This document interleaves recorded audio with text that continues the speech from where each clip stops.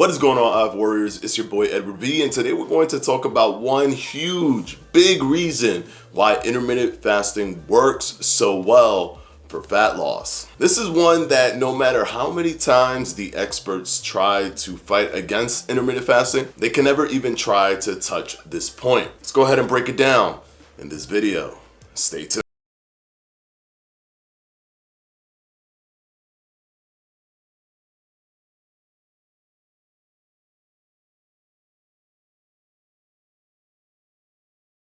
Before we start, this video is brought to you by yours truly, Fledge Fitness and the Fledge Fitness Jump Rope. If you haven't gotten yours yet, what are you waiting for? With an ergonomic design, aluminum handle, and swivel design, you can't go wrong with the Fledge Fitness Jump Rope. You can click on the top right hand corner of this video or down in the description box below. And of course, as always guys, thank you for your support. Now let's go ahead and jump right into the video. So there are multiple studies. No matter what anybody tries to tell you to fit their narrative, there are multiple studies upon studies that show a fat loss difference between people who do intermittent fasting and people who do just normal caloric restriction without any type of specific diet system or diet regimen, just reducing calories versus intermittent fasting. And even when they equate for protein and calories, there still shows a benefit in the fat loss department with intermittent fasting. And we've seen this in multiple single studies. We've seen this in meta-analysis. So there's a lot of studies out there that show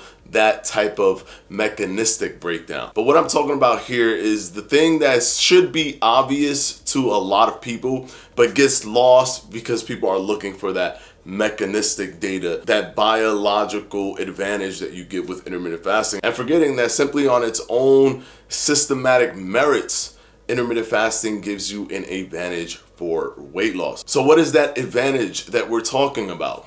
Simply creating the time window itself. Because the number one reason, or one of the biggest reasons why people gain weight or cannot lose weight, is because they don't understand how much they're eating. They don't know how much they're eating. They have a delusion of eating less than what they're eating throughout the week. They don't account for things that they might eat on the weekend, which can actually destroy the entire week based on you trying to be at a caloric deficit or caloric maintenance. And they don't remember the things that they're eating when they're grazing. You see, the intermittent fasting time window doesn't just work as a way to, burn body fat, create autophagy, reduce hunger. It does those things, but it does something much more palatable, much more easy to digest for anyone. It creates a hyper awareness, a cognitive awareness of what you're eating. Not only does it keep you from grazing by creating those invisible walls, where essentially outside of those walls, you cannot eat. You are aware, you're cognitively aware that you are not going to eat because you are doing an intermittent fasting protocol. That keeps you honest the entire time until you break your fast again, which robs your body of the ability to simply graze throughout the day. It's easy to grab some peanuts or grab some popcorn here, or grab a bar here, or chips here, or drink some juice over here, drink some soda over there, if you don't have a specific time window to eat. You'll just say to yourself, oh, that's just 100. How much is that? 170 calories? That's nothing. Oh, how much is this? Oh, 200 calories? That's nothing. Oh, over here, that's only 200 calories. Right here, 250. Oh, this can't be that much. This is so small. This is what, 180? You'll start to pile them up over the course of the entire week. Then during the weekends, you might just say, well, listen, I've been doing everything I'm supposed to be doing from Monday through Friday. I'm going to have myself some fun on the weekend. I'm just going to eat whatever I want without having to pay attention. Then you overcompensate because you think you're actually doing what you're supposed to, but you've been grazing the entire time. And then before you know it, your calculated calorie balance in terms of being positive or negative ends up being positive in terms of how much calories you take in versus how much calories you burn, and then you actually end up storing more fat than you burn for the week. And this is one of the things that a lot of experts just simply don't want to talk about when it comes to intermittent fasting. The invisible walls that are created from the fact that you cannot eat your rule set is that you cannot eat outside of your eating window. And you have to understand that dietitians and researchers are try to figure out a way to keep you from overeating with your snacking. And they tell you, look, yeah, just eat in moderation. But the issue is the lack of cognitive awareness of what you're eating. Intermittent fasting, by design, gives you that. Intermittent fasting, by its makeup, gives you that. If you have a 4-hour eating window, you are super aware of what you've eaten within that 4 hours because you only have 4 hours. If you have an 8-hour eating window, you are aware of what you're eating in those 8 hours because you only have 8 hours. And then to top it all off, once your 8 hours are over, you are no longer eating, grazing, snacking, drinking, anything that contains calories. If researchers and dietitians have tried to help us create a system where we don't graze, where we don't overeat accidentally, where we don't want to measure calories, yet we also don't understand how much we're eating, and they want to steady that ship, why don't they promote intermittent fasting? Because even if you try to look at the studies that counteract intermittent fasting's effectiveness, you'll rarely find a study out there that goes below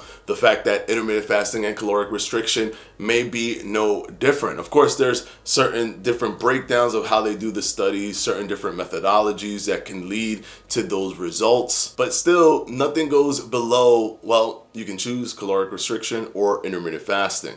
Nothing goes below that. So if nothing goes below that, why aren't people pushing more for intermittent fasting? If you wanted to say, well, it's the same type of results for both, nothing's different, and you're in that boat, why not push for intermittent fasting? And of course, there are things that intermittent fasting is not the best for. For example, building muscle is probably better if you have a higher increase in protein, more meal frequency to add more protein synthesis, increase caloric intake to add protein synthesis, working out, muscle resistance training to add protein synthesis. So you want to add protein synthesis, and the more optimal thing is to have a higher meal frequency when it comes to building muscle. But when it comes to weight loss, it should be a no-brainer.